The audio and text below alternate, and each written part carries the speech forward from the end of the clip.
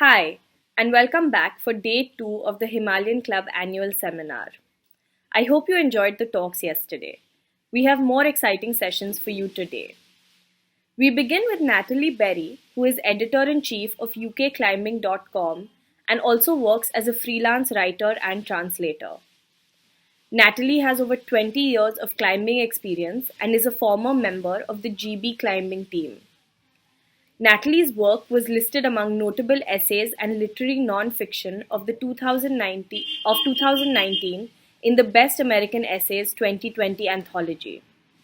She is a judge of the 2021 Boardman Tasker Prize for Mountain Literature. Today, Natalie will be talking about the book To Live, Fighting for Life on the Killer Mountain by Élisabeth Revol. Natalie has translated this book from the original French to English. Hi, I'm Natalie Berry. I'm editor-in-chief of ukclimbing.com, and I also translated Élisabeth Revol's book To Live about her tragedy on Nanga Parbat, and that's what I'm going to talk about today.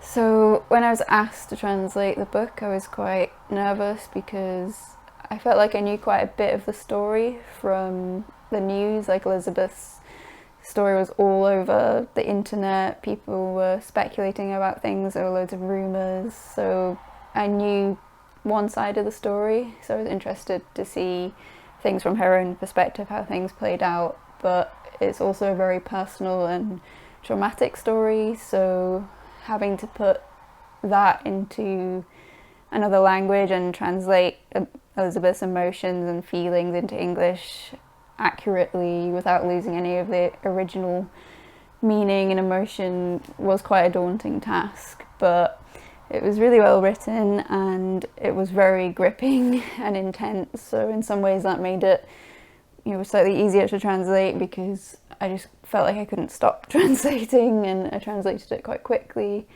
And I think it's just really good to have another story from a woman of a high altitude Himalayan ascent, because we don't really get many of them at all. There's like so few women in high altitude mountaineering as it is, and then even fewer choose to write about it or share their stories. So I think it's a really important book in that respect. So I was happy to be able to put it into English and make her story more shareable. So To Live tells the story of Élisabeth Revol's first female ascent of Nanga Parbat in winter and in alpine style. She was climbing it in 2018 with her friend Polish mountaineer Tomasz Maćkiewicz. And they reached the summit, but sadly Tomasz fell ill just on the summit. He said that he couldn't see, he was blind, he was showing symptoms of high altitude pulmonary edema, potentially high altitude cerebral edema, so like swelling on the lungs and the brain, and she has to guide him down. He's a lot heavier than her, which really tires her out, and they're at altitude, so it makes it even harder. He's bleeding from his mouth and nose. They have to descend quickly, which is really difficult. Like 8,000 meters is known as the death zone. Like the human body can't survive more than 10 hours or so up there. And ultimately, Elizabeth ends up spending 3 nights alone in freezing temperatures, having to shelter from the wind and crevasse. And she gets rescued by Polish climber Adam Bielecki, who guides her to safety with Denis Arobko. They flew in from K2 base camp to be dropped off on the mountain. They climbed up to find her. But yeah, sadly, Tomek cannot be saved or rescued, and he remains on the mountain to this day. Their ascent was shortlisted for a Piolet D'Or as the first in the world to climb an 8,000 meter peak in winter in alpine style with no supplementary oxygen, no fixed lines, no use of porters, etc. They got a lot of media attention. Ellie was hounded by the press when she returned to home and when she was in hospital. And a lot of the book is about how she comes to terms with the loss of Tomasz and her feelings of survivor's guilt that she came back from the mountain and Tomasz didn't. And a bit about her therapy, like how the mountains are a form of therapy for her and how she struggled to return to high altitude mountaineering after losing her friend and feeling responsible for that on the mountain. So Nanga Parbat is the second highest mountain in Pakistan. It's 8,125 meters high. It's got a really storied history and fierce reputation. Its name literally translates to the Naked Mountain, but it's more widely known as the Killer Mountain because so many people have died on it. The first ascent was made by an Austrian climber called Hermann Buhl in 1953. His ascent was dramatised in many films over the years based on his book Nanga Parbat Pilgrimage, which was published in 1954. He says, Nanga Parbat, a symbol to conjure with in the world of mountaineers and for millions elsewhere too, that peak of many names, sometimes called the Fateful Peak or the Mountain of Terror. That cloud-piercing giant which had already devoured 31 victims, that pitiless domain demanding its holocaust and giving nothing in return, luring men into its thrall, never to set them free again. So he paints a really foreboding picture of, and that was only the first ascent, and since then there have been so many more deaths, and also a Taliban attack in 2013 which killed 10 climbers and a Pakistani guide at base camp. There have been more winter attempts at summiting Nanga Parbat than on any other 8,000 metre peak, around 33, which is incredible considering only a couple have been successful. The first winter ascent of Nanga Parbat was made by Simone Moro, Alex Tekikon and Mohammed Ali Sadpara, who's sadly currently missing on K2, in February 2016. There's lots of different faces on the mountain, like the Rupal face, the Daimyo face. It's very complex topographically. Lots of glaciated terrain, lots of crevasses that people sometimes fall into, like Tomasz fell into one a few years before. So Tomasz and Élisabeth tried Nanga Parbat 3 times previously before their attempt in 2018. But all in winter. They reached 7,800 metres in 2015, and the route that they were trying joins the exit of the normal Kinshofer route. This was Élisabeth's 4th attempt at the mountain in winter, and this was Tomasz's 7th attempt, remarkably, at Nanga Parbat. So a little about Élisabeth. Élisabeth grew up in the Drôme region of France. Her family were very sporty, very outdoorsy. They went for lots of walks in the Écrin mountains with her family. She also worked in the fields picking vegetables with her brother, and she was also a gymnast, so she had such a physical upbringing, and it's quite easy to see how she kind of got led into the mountaineering world, having grown up in the mountains with her parents, and just being very physical work and being exposed to physical labour from a young age, I guess.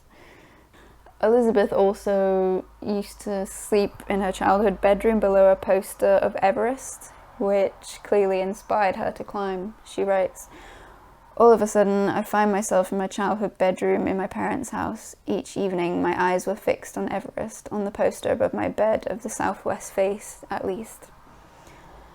Below, there was a verse from the Bible, "I will lie down and sleep in peace, for you alone, O Lord, make me dwell in safety." A comforting verse for me as a child who was always afraid of the dark. I was amazed by the world above. I often asked my parents how mountaineers climbed to the heights of eternal snow. They responded, "You'll find out when you grow up." And she did. So from Élisabeth's early obsession with mountains and high peaks, from the Écrin, she progressed to joining an expedition team of French climbers to Bolivia, where she made 9 summits and 5 first ascents. She also made the first ascent and traverse of Phurdukpo in Nepal in 2007. So she was starting to explore the Himalaya and high altitude climbing.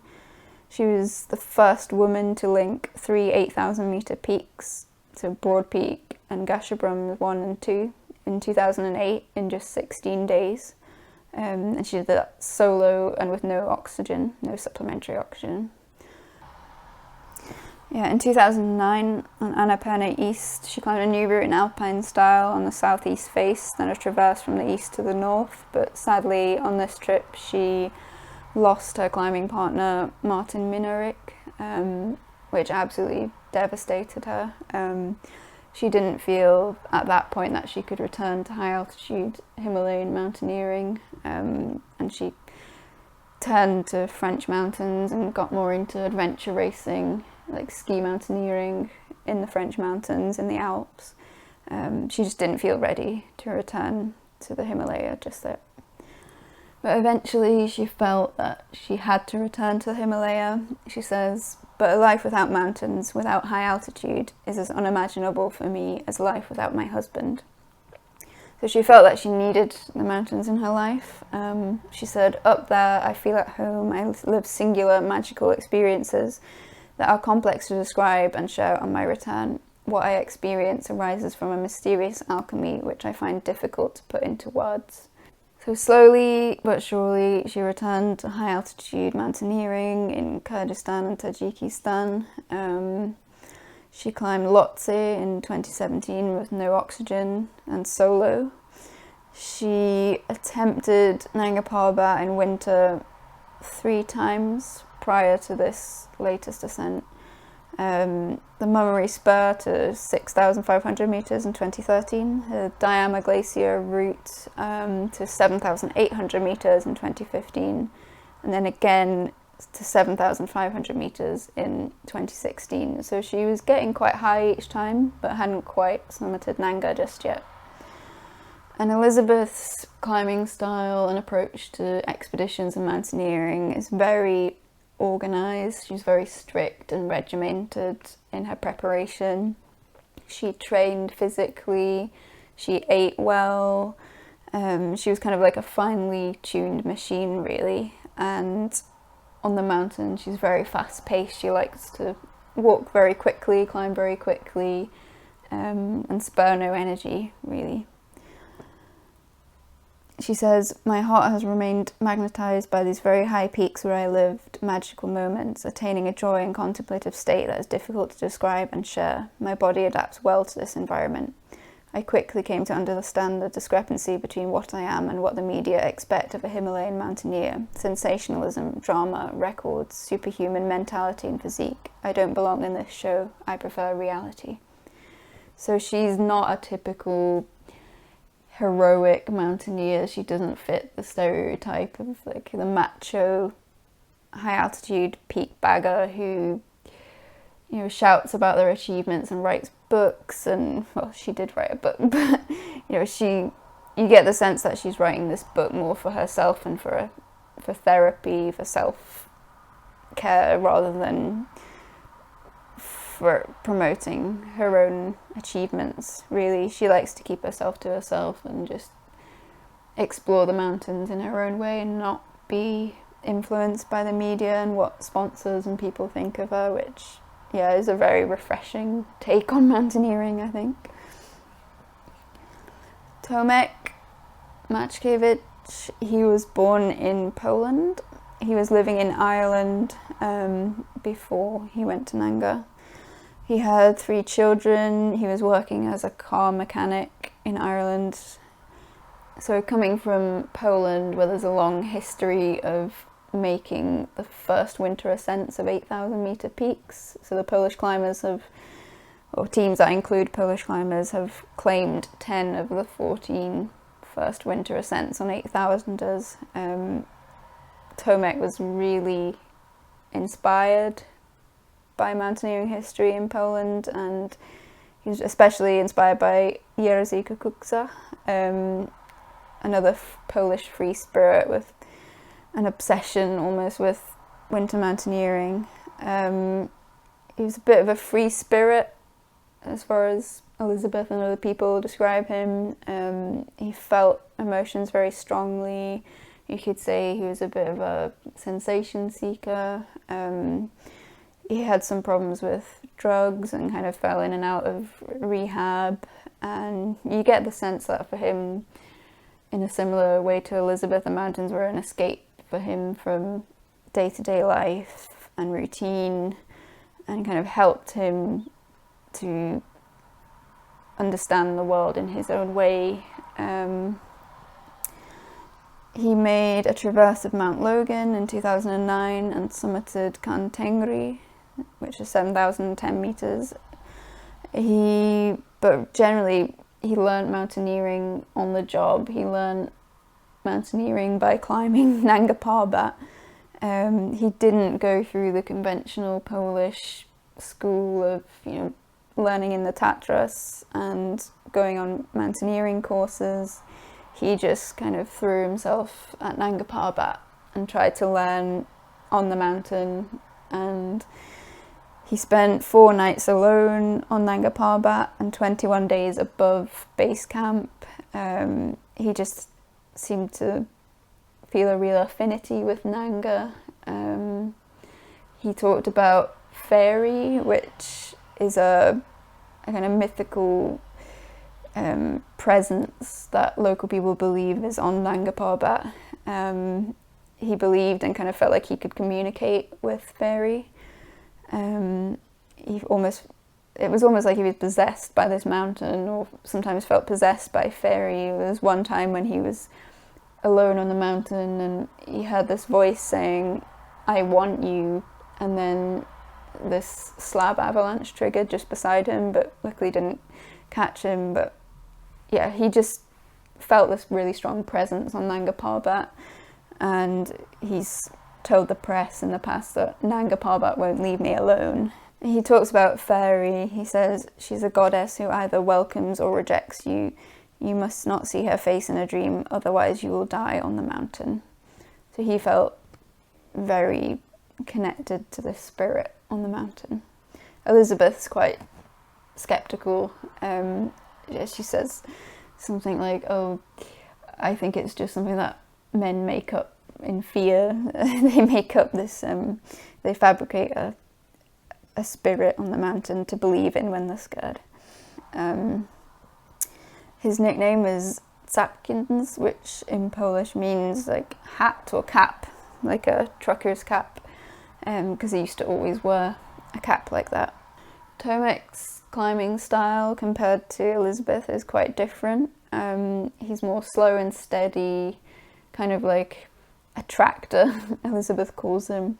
A bit of a force of nature. He can carry very heavy loads, he just plods along, whereas Elisabeth's very quick. And he just liked to savour his time on the mountain, really. His wife once said that, he's on the mountain, he likes being on the mountain more than he likes climbing it. He just likes to be there, simply. He's also, in terms of preparation, very different to Elisabeth, because he wouldn't train. He would smoke, he would drink.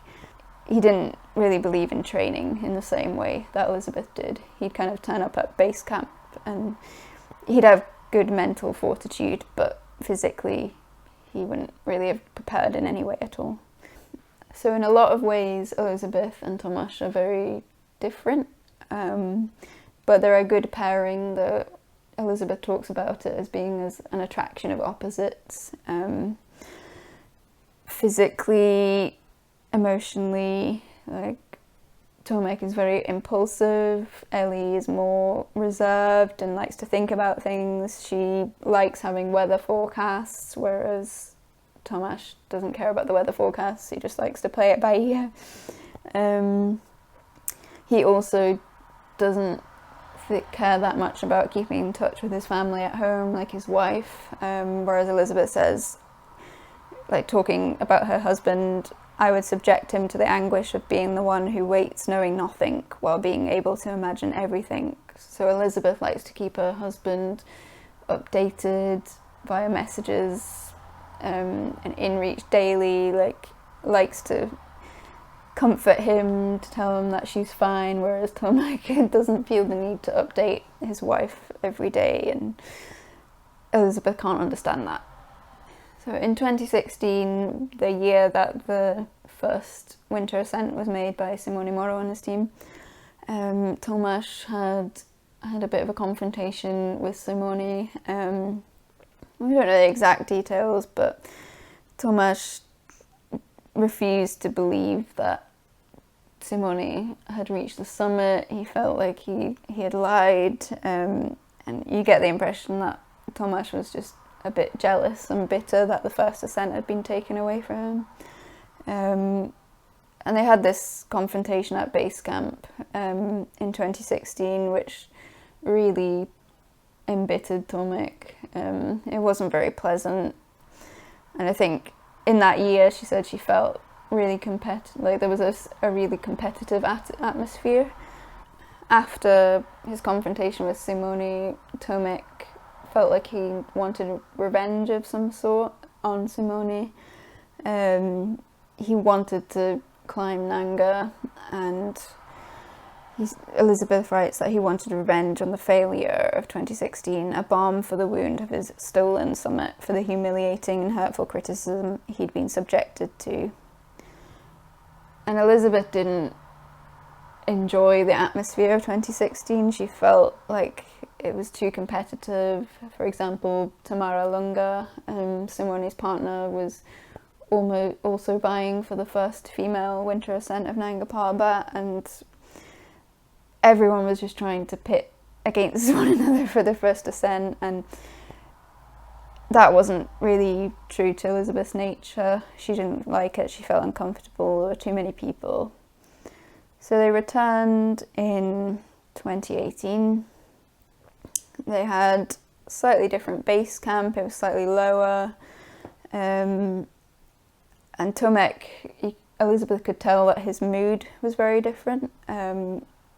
He's very embittered, he seemed so resentful, and he wouldn't stop talking about Simone, which became a bit of a problem for Élisabeth. You know, he was just like a broken record talking about something that had happened in the past, but it was quite concerning to Élisabeth. She just noticed this tangible change in his mood and his approach to climbing.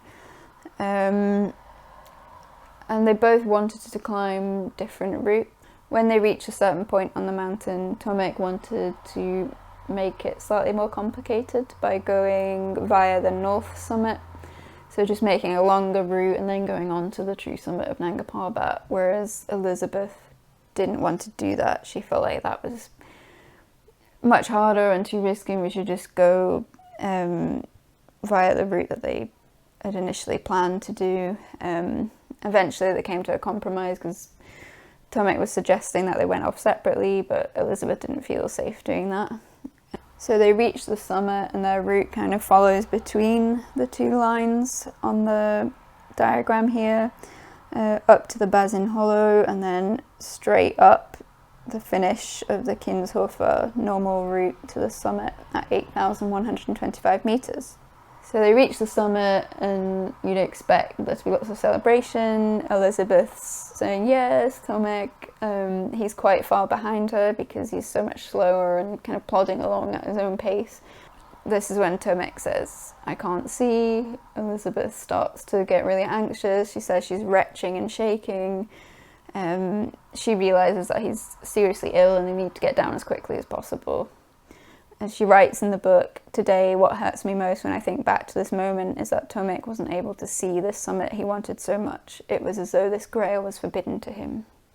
He was blind, he couldn't see her head torch, he was bleeding from his mouth and nose, his fists, like he couldn't use his hands anymore, so his fists were curled like claws.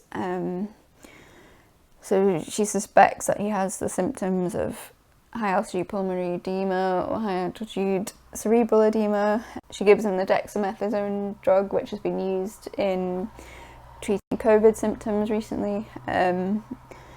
But she can't move him down easily because he's so much heavier than him and they're at altitude. Élisabeth decides to trigger a rescue, so she sends a message to Ludo, her expedition organiser, and her husband, a distress call. "Tomek needs rescue soon, frostbite, and he didn't see nothing. Please manage something with Ali sooner as you can. Altitude 7,522 metres. That kicks off a rescue mission, which takes 3 days, and it's the start of a few very long nights for Élisabeth. So she has to help him down, and she writes about this really kind of complex sequence of movements that she has to do. She talks about it almost like a gymnastic routine, like stepping her feet down and then taking Tomek's weight and helping him down and stepping down. It's just left to right. It's really tiring for her because she's so diminutive in stature. She's really small compared to Tomek. So they spend the night together in a crevasse.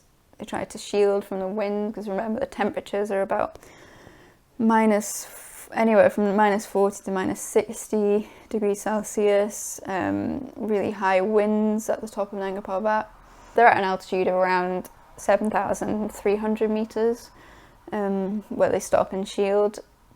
Élisabeth decides to try and look for Camp 4, but she can't find it. She looks for over 2 hours. She's trying to find more materials to keep Tomek and herself warm, find more medication, but she can't find it because it is soon getting dark and she's absolutely freezing, so she decides to return to Tomek. Ultimately, she doesn't want to. She's really reluctant to leave Tomek, but it becomes more and more obvious that, and according to the people at home, that she has to leave Tomek and descend, because the issue with helicopter rescues at anywhere above 7,000 meters is they can't be laden, so they can't have too many people in the helicopter. You have to keep it light because the air is so thin and they struggle to fly at that height anyway. So Tomek needs to be rescued alone and Élisabeth needs to descend, either to be rescued further down by helicopter or on foot. But at this point, Élisabeth firmly believes that Tomek can be rescued by helicopter at that altitude, which unfortunately seems unlikely. But she can't quite bring herself to tell Tomek that she's leaving him.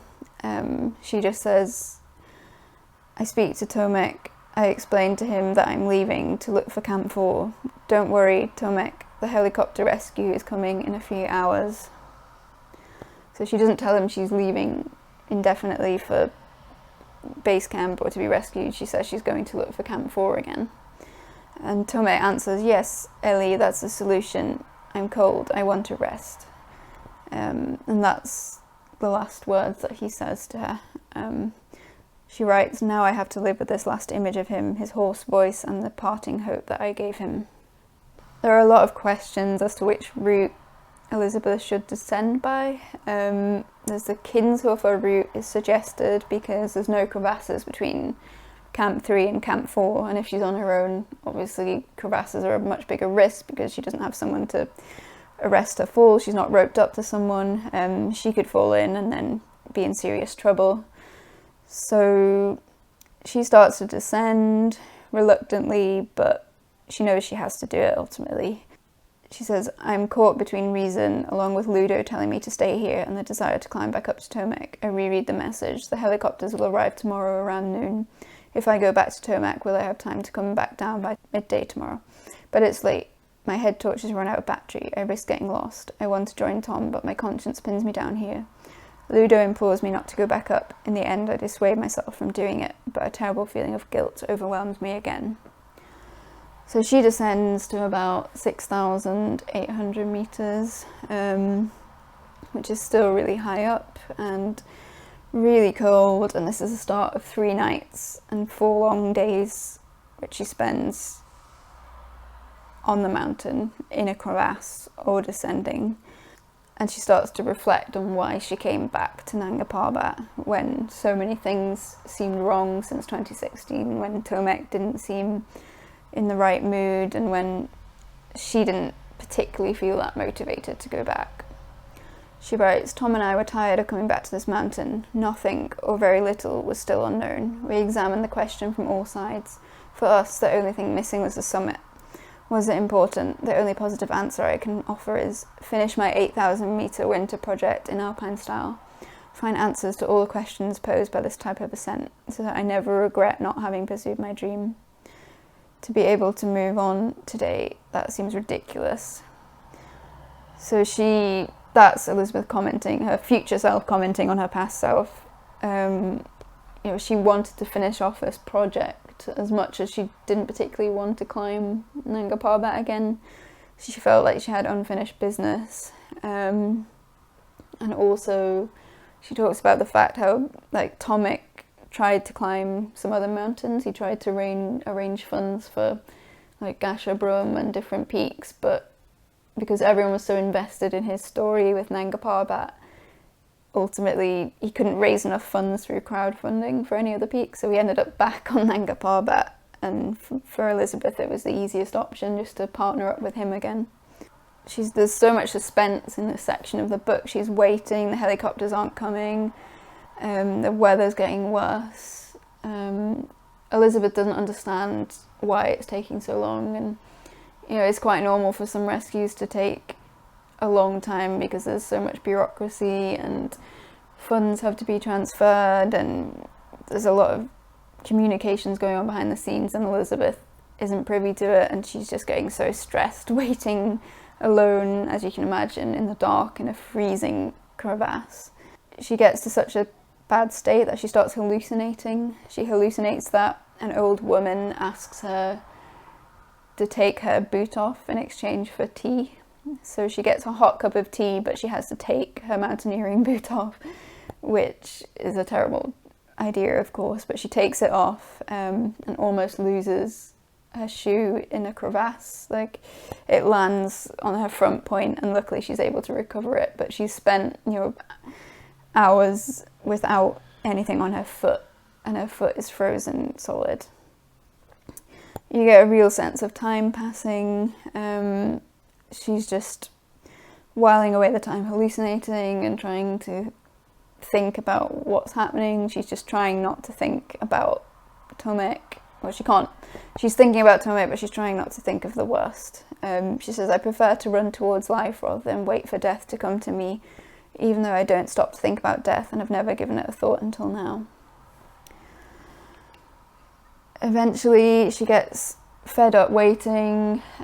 She just feels utterly helpless. There's no helicopters arriving. She keeps getting promised by the rescue team that the helicopter's coming, but the weather and delays just mean nothing's in place just yet. So she decides to take fate into her own hands and descends herself on her own. I think she's quite angry at this point. Like, she just realizes she has to get down her own way. She just goes into autopilot mode, and there's some really nice passages where she's descending by moonlight. Her head torches run out, and so she's only got the light of the moon to guide her down this mountain. And she was so fortunate because typically, there weren't any expeditions on Nanga Parbat for 3 years since the terrorist attack in 2013, and she wouldn't have expected any fixed ropes to be there. And without fixed ropes, she would have found it incredibly difficult to move down the mountain because she had limited use of her hands. She'd left all of her warmer clothing and equipment with Tomek to try and keep him warm. So she needed these fixed ropes, and they'd been left behind, she later found out, by a Korean expedition in the autumn before, and because there wasn't much snow that season, they had a very mild autumn, the ropes weren't covered or frozen over, so she had these really fortuitous fixed ropes that just guided her down to the Kinshofer Wall. The Kinshofer Wall is a really high ice-covered bit of rock that she just wouldn't be able to descend alone. She didn't have any rope with her. So she knew once she got to Camp 3, she wouldn't be able to descend. She wrote, "The plan is clear in my head, chasing away the ghosts and disillusions that tormented me during the night. I feel that no one will come to look for us. It's up to me to act if I want to live. I have to get off this mountain and organise a rescue down below for Tomek as quickly as possible. The wind is blowing stronger and stronger, sweeping accumulated snow from above the slopes of sheer ice. My direction is base camp. My priority is to move, to escape the hell of nighttime, to go ahead and focus on what I have to do. Enduring another night outside without moving is out of the question. I sense that it would be fatal. I have to fight to survive, fight to get back to my husband. I can't abandon Jean-Christophe. I can't put him through that. I have to fight and get down from this mountain alive. So she's descending along these fixed ropes. She starts to feel quite calm and relaxed all of a sudden now that she's taking things into her own hands and, almost going against the rescue. And out of nowhere, she sees some lights coming towards her, and suddenly she realizes that people have come to save her. She writes, "Suddenly a beam of light from the slope below pierces the darkness. A second follows 20 metres behind. Two beams that illuminate a long way, moving quickly like agitated puppet heads. A mist blurs the radiant yellow head torch. They climbed up. I can't believe it. My God, they've climbed up. They've climbed up." A veil of comfort slides over me. Sitting on the rock, I watch the ballet of light beams ascending towards me, the most fabulous spectacle of my life. I remain petrified, perched on my rock 100 metres above them, unable to move, to comprehend what is happening. So Élisabeth gets rescued by Adam Bielecki and Denis Rubko, and she's flown out to Islamabad and eventually to France. And she feels a lot of guilt that Tomek can't be rescued. He's simply too high for the helicopter, and by that point, people were saying he would have died. Like, Élisabeth described his condition to a doctor, and the doctor said he would have had a few hours at most to live. And she did the right thing by getting out there, but clearly for Élisabeth that's really hard to come to terms with. She feels so much survivor's guilt, and she spends the next few months and up to a year really agonising about her decision. And Adam Bielecki told the press, "It was up to us to make a choice. We are not children, we are mountain professionals. We were very unlikely to find Tomek alive after all those hours spent up there, without food or water, especially given the state he was in. How, then, could two of us have transported him over the vast plateau at 7,200 metres, then down the face? If we'd had the slightest chance of saving Tomek, we would have gone, but we quickly realised that we should focus on saving Élisabeth alone. Tomek was a warrior. He made the choice to be a fighter." Élisabeth's rescue is clearly quite remarkable, and the fact that she escaped with only mild frostbite and recovered is quite unbelievable. But clearly the mental aspect of it, the emotional recovery, is taking a lot longer. And what made it worse was what was to come when she returned to civilization, when she returned to France especially. She realised that she had this whole other mountain to climb. The online world had been very critical and disparaging of Élisabeth. They said that she had made bad decisions, she abandoned Tomek, she was ill-prepared and inexperienced, just saying all sorts of things. She writes, "My return was hell. When I arrived in Islamabad, I was disconnected, 10,000 leagues from imagining the reach of our story, the final judgments that were already condemning me to burn in hell or setting me up as a heroine, the sensationalist headlines, the interpretations and inventions from all and sundry." The Ascent had generated so much interest online. It was a bit of a double-edged sword though in the end, because it raised 157,000 euros through a crowdfunding campaign to fund the rescue and support Tomáš's 3 children. But the flip side, all this attention and negative comments and criticism, that was really hard for Élisabeth to come back to, especially when she was in such a fragile state to begin with. She had press hounding her in the hospital near Chamonix when she was recovering from frostbite, and there's pictures of her in hospital with her hands in plaster and just cameras swarming around her, and she couldn't speak properly. She was still hallucinating. She was giving some quite terse and angry responses to questions at times, which she didn't really mean, but it was just the state of mind she was in. People just didn't respect that.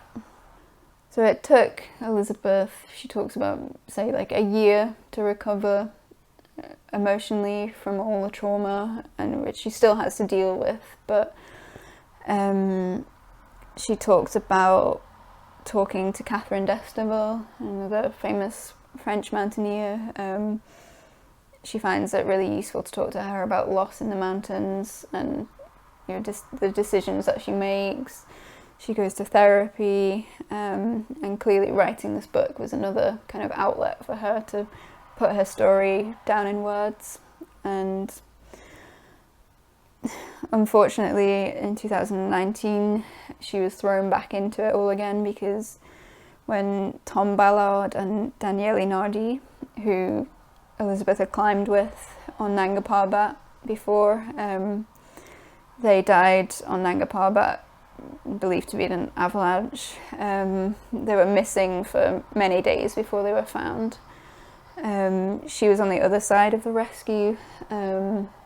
She was on the computer checking for updates and trying to liaise with people and coordinate for their rescue, which Daniele had done for her in 2018.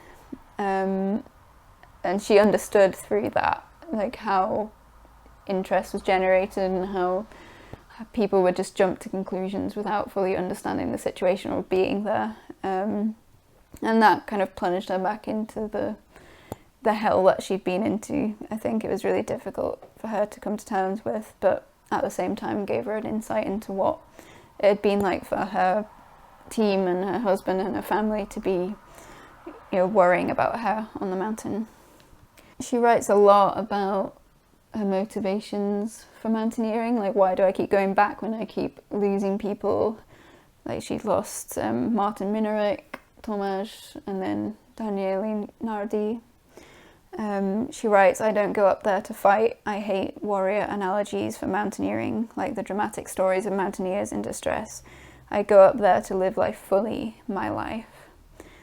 So in the final pages, she's sort of realising that she climbs for herself. She doesn't like climbing for other people.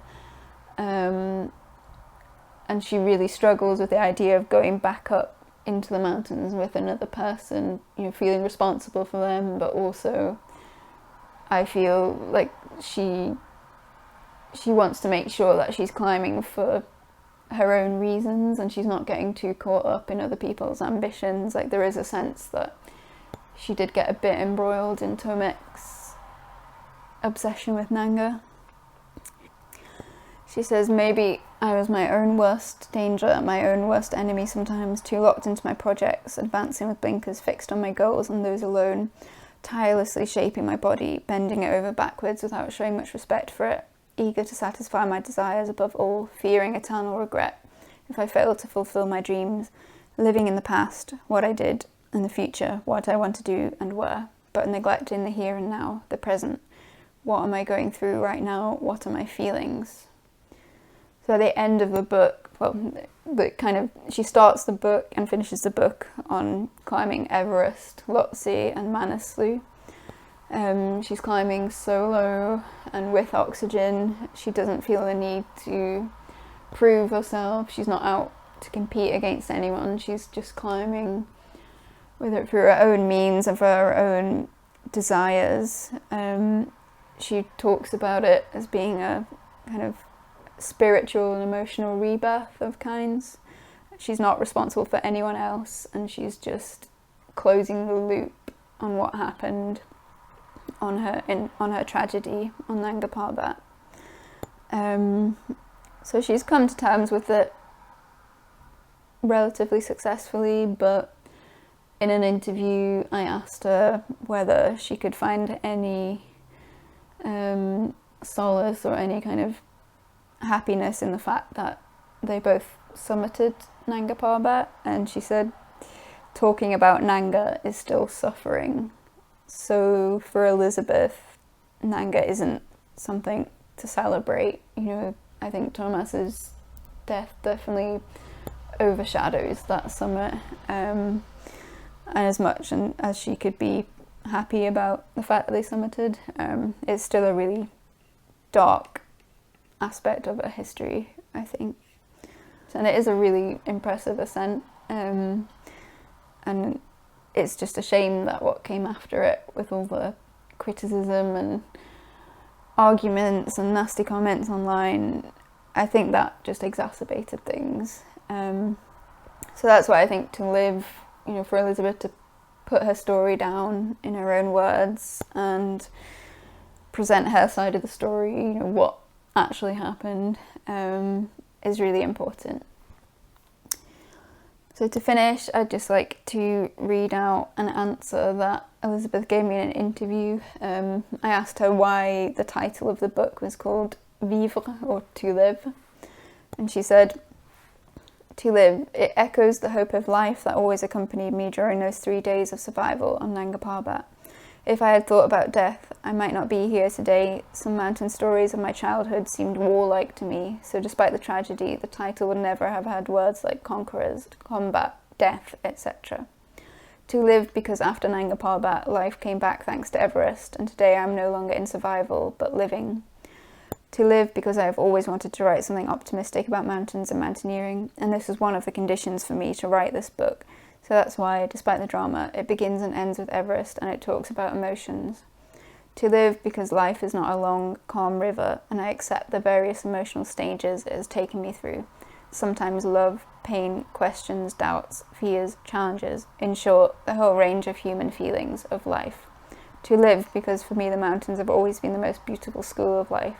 To live because, as Victor Hugo said, you are no longer where you were, but you are everywhere I am. And Tom continues to live with me, etc., etc."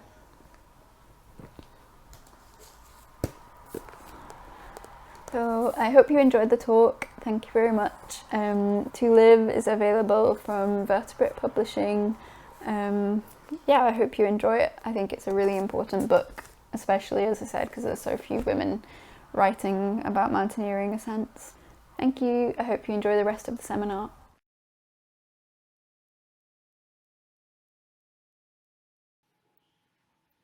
Kristjan-Erik Suurväli is an Estonian alpinist and mountaineer, as well as a security markets lawyer and compliance expert. He has climbed and organized mountaineering expeditions to Kyrgyzstan, Tajikistan, Russia, Peru, China, Georgia, and India. Kristjan-Erik prefers climbing unexplored and abandoned routes where the journey is more important than the destination. Kristjan-Erik is also the editor and co-owner of the most renowned Estonian outdoor magazine, Go Reykjakiri. Whenever possible, he goes off-piste snowboarding and splitboarding.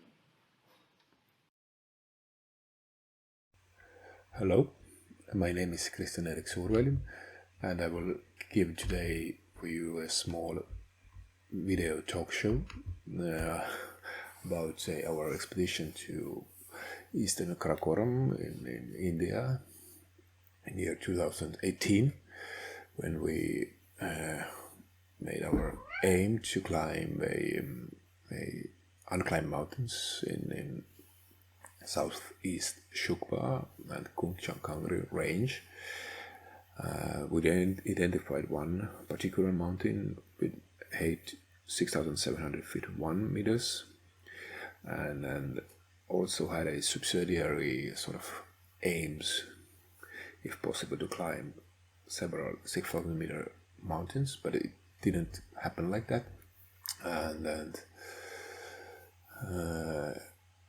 there is several British expeditions before into this area, and then we used their reports. Also, we knew that the Indian Army made some explorations. So our plan was to enter from the Rongdo Valley, which we agreed before with the Motup, by the way, who asked me to present this expedition to you, and I'm very thankful for that. To walk up from the Rongdo Valley to the summer cottages, and then from there enter to the glaciers, pass 6,100 meter high saddle over a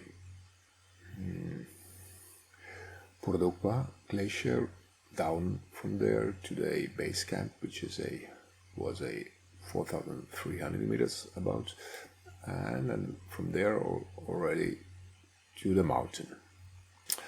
coming to India is border area is not an easy task, because you need a special permissions, and it's not so fast track procedure. But we had a lot of help from the Indian Mountaineering Foundation, from the Remote Expeditions Mojo, and particularly also from the Indian ambassador to Finland and Estonia, who, for example, personally took our passports to Finland and helped us to get the visas. Of course, we had to make sure that we have all necessary equipment. As you know, coming from a place like Estonia, which is on the sea level and far away from India, to Leh, which is a high city, it's never an easy task. You come at once to the 4,000 meter height, and then it takes several days to acclimatize, and even if you are trained. So we took it slowly. Even it seemed to be too slowly, but the Westerners, they're a bit hasty and would like to get on the road soon. But we had a really good understanding from our Indian counterparties as well, and then it rested one day more in Leh, and then took the drive with 1 day to the Rongdo trailhead. We left Rongdo village on the 9th of July to start 70 kilometers trek towards the mountain. We trekked 3 days to the base camp, which was in 5,300 meter height. During the trek, we made overnight stops in Toksa, Sumar village, at 4,045 meter, and Hot Springs at 4,600 meters. Base camp we established next to the moraine of the Saktoppa Glacier at 5,380 meters approximately. Our main objective was the highest summit in the region, and its height was really different. On the Olizane map it was a 6,721 meters. In Indian US military map it was 6,751 meters. To trek in and to carry loads, we used 20 horses from the road here to the base camp. From the base camp to ABC we intended to use 15 porters, but the porters came in really sort of quickly, so 3 porters were sick while arriving at the base camp, and they had to go back. And from the base camp to the ABC next to the mountain, we had to pass on a saddle, which you see now, and then the saddle height was 6,100 meters, so it wasn't sort of simple crossing. So on July 15 we crossed most of the southeast Phurdukpo Kangri glacier and established intermediate camp at 5,788 meters. The glacier was in very good shape, covered with strong snow and snow bridges over crevices, and the glacier itself did not provide any particular difficulties. 3 more porters turned back, and we continued with 9 porters, sharing load carry also ourselves, taking tents and gasoline and things like that. On the 16th July we climbed to the col between a southeast Phurdukpo Kungchang glacier and Phurdukpo glacier. So we crossed the col at a point about 6,041 meters. It was the lowest point of the col.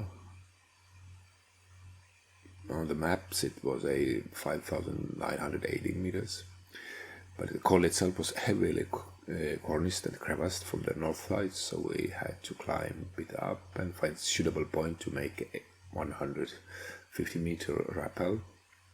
And then it was also first known crossing of the col. Our intention was to fix the col so that we could constantly supply ABC to take several climbing and exploratory trips from there, but col appeared to be too steep and crevassed for our remaining 9 porters, so to make repeating crossing, and then they turned back from the ABC. And then in addition, we didn't have any excess spare fixed rope to leave there, so we failed to carry out our initial plan for longer climbing trips and concentrated from there on to the unclimbed peak with a height 6,751 meters at that time. On the 17th, we established the ABC at the crossing of the Phurdukpo Glacier and Unnamed Glacier that leads to the mountain, about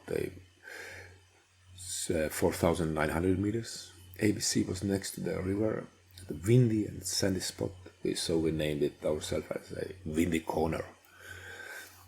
Fortunately, we found a pool of fresh water at the vicinity of the ABC. On the 18th, 7 porters under the leadership of Sherpa Dava Jeba went back to the BC. Also, I want to thank our cook Santabir, who made a very good food in the BC. On the 19th, we moved to the Unnamed Glacier, and then the weather was turning bad, so we established intermediate camp at 5,600. Next day, we moved from the Unnamed Glacier to the mountain itself, and then they set the camp in the rock island. What you see now, it was sort of second to camp on the mountain at 5,900 meters. And on the 31st, we established high camp on the southwest ridge of at a height of 6,300 meters. Morning of 22nd started with a snowfall, so we had a sort of postpone our summit attempt from early morning to the 4 a.m. So the place of the camp itself was sort of very, and the mountain wasn't like a solid rock, it was a loose rock, and then it wasn't sort of enjoyable granite climbing, but sort of sketchy climbing. So in the morning we started at 4 o'clock, and then in the snowfall, and the first part of the climbing at summit day was sort of easy, snow ridge, in the stiff icy conditions, and we really, on the summit day, we didn't know if we were able to go up or no, because it seems to be the weather was sort of not so mild, and as you see, snowing, and we had with us 7 Estonians, and also Stansing Norbo, our liaison officer from Leh, and Pasang Pasley, our lead guide. They both were a very strong climbers, and we were really particularly happy that we had them with us. So starting leaving from the tents, from the ridge, climbed up the snow. Then we had this small ice step before entering couloir leading to the or under the summit pyramid, because the summit itself you couldn't see the summit from the place we were, and the icy step was about 30 meters height, maybe winter ice grade 3, not more, maybe even a little bit less. But as we had 2 ropes, one with 4 and one with 5 members, it took time, and it wasn't very quick, so you can see already the views from the high mountain towards to the Longdo, Arangalas Kangri, and then summit pyramid itself after that consisted mainly loose rocks, and we took utmost care not to drop any stones each other heads, so it was really sort of hard. Summit was short, knife-edge, snow-rich. It wasn't a rocky. We measured the height 6,801 meters, and then due to continuously clouded weather and snowfall, we couldn't get the sort of really nice summit pictures, but they look like made against the fridge or white out.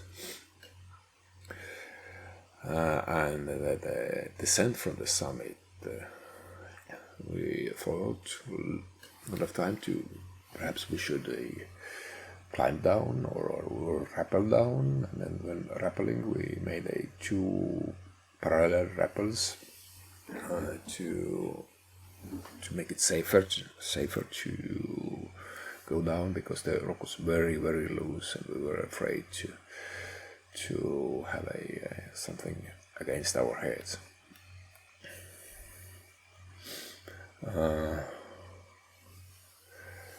If the mountain true height is 6,801 meters, it will make it the world 294th highest mountain with prominence over 500 meters, and then it's also the prominence is 1,000 meters instead of 991.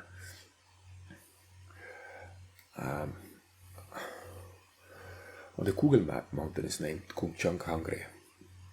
In Eberhard Jurgalski, all mountains and main peaks above 6,650 meters and 8,000ers.com mountain is called Phurdukpo Kangri I, and the Günther Seifert from Himalayan info calls it Unnamed Peak I Kunzang.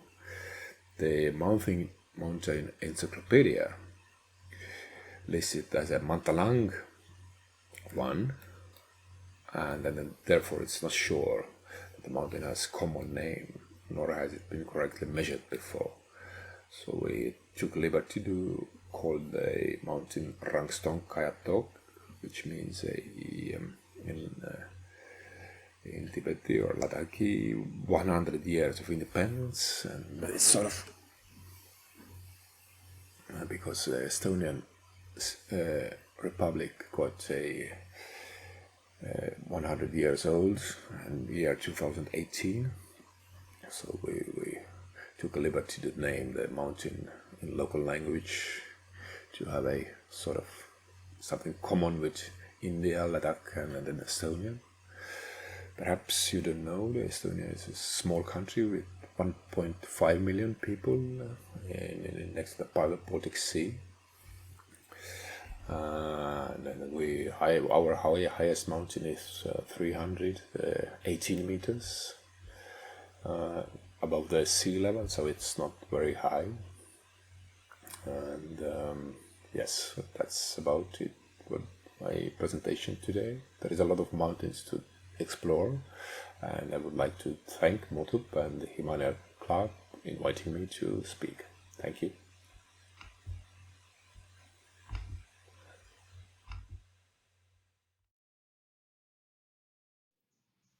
Mick Fowler has been a regular expedition climber since 1982 while balancing a full-time job, being a family man, and after having battled cancer.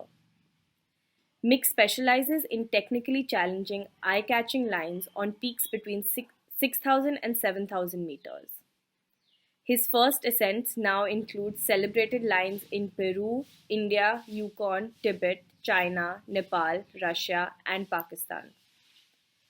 Mick was voted the Mountaineers Mountaineer in the Observer newspaper, has won 3 Piolet D'Or awards, and was awarded the King Albert Medal for Mountain Achievement in 2012.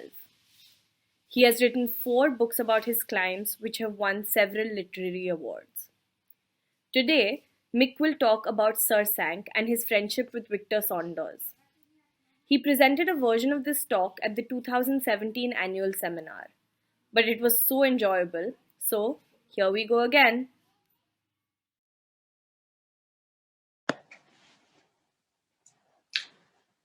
Hello, this is a talk about the first ascent of Sersank that Victor Saunders and I climbed, but more than that, it's a talk about a friendship, an enduring friendship, and the way that we climbed together an awful lot in the early years, then drifted apart and came back together after a near 30-year gap.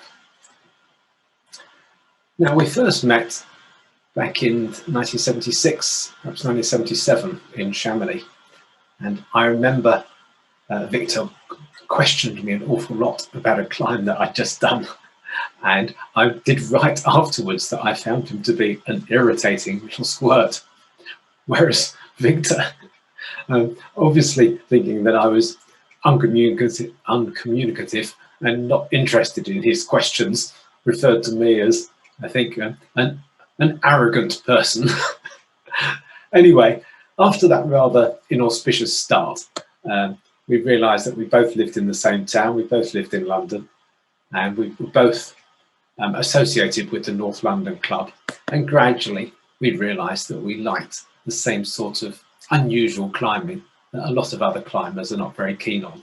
For example, we both enjoyed climbing on the shale cliffs of the North Devon coast and North Cornwall coast. They're very loose cliffs. A lot of people don't like the climbing down there. Victor also enjoyed, as did I, the climbing on the chalk cliffs at Dover on the south coast of the UK. Sea cliffs climbed with ice axes and crampons. Again, rather unusual climbing, and a lot of people don't like that kind of climbing, but I did and Victor did. And that led on to trips from London to Scotland for the weekend, where Victor and I became very enthusiastic at this kind of weekend activity. It's about 1,000 miles minimum return trip to Scotland for the weekend from London, or to the climbing areas of Scotland. But Victor was keen, I was keen, and so gradually throughout the late 70s, early 1980s, we did more and more climbing together. And after that rather inauspicious start, a firm friendship was underpinning what was becoming a very good climbing partnership. So here we are together after the first ascent of a climb called the Fly Direct on Craig Meggie in Scotland in 1983. And this climbing together led on in 1984 to Victor suggesting a trip to a mountain called Bojahaga Diwanasir in Pakistan, in the Hunza Valley in Pakistan. The mountain was unclimbed. Victor had been to the Himalayas once before. It was my first time going, and it was a North London Mountaineering Club trip. I think there were 6 of us, maybe 7, and I was to climb with Chris Watts, and Victor was to climb with Phil Butler.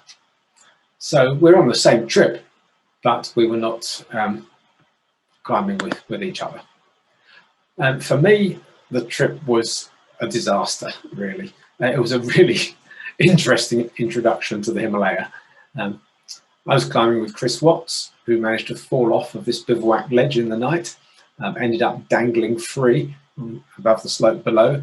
He dropped his boot, which resulted in a makeshift boot having to be made.